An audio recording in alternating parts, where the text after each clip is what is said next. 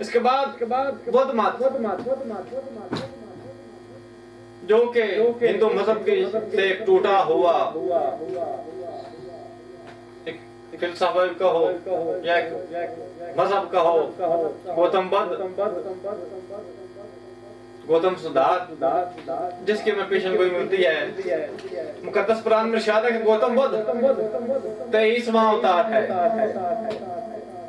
23। गौतम बुद्ध अपने खादम आनंद से कहा, ऐ आनंद, मैं इस दुनिया में पहला बुद्ध नहीं हूँ और ना ही आखिरी हूँ। वक्त आने पर दुनिया में एक और बुद्ध आएगा जो सच्चाई और सखावत की तालीम देगा। इसके मिजाज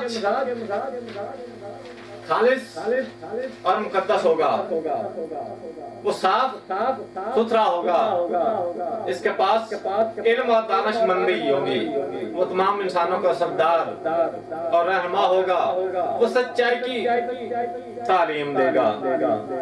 जिस तरह मैंने सच्चाई की तालीम दी, वो दुनिया को जिंदगी का नया तरीका देगा और मुकम्मल होगा, जो बिल्कुल खालिस और मुकम्मल होगा।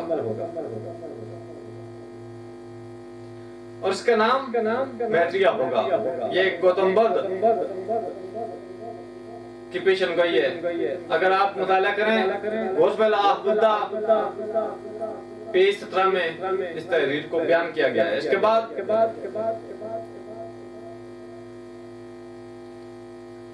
इन तमाम बातों के बताने का मकसद ये है कि अगर हम किसी बैरूनी मुल्क जाएं जहां हर शख्स हमारे लिए नया और अजनबी हो, और अगर हमें पता चले कि ये हमारे मुल्क का है, हमारे वतन का है,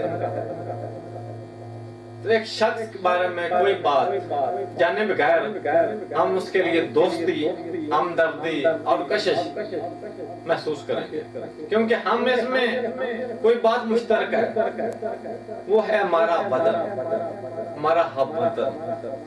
किसी बात के मुश्तरक होने का एहसास दो अजनबियों के दरमियान का फासला कम करता है। यही बात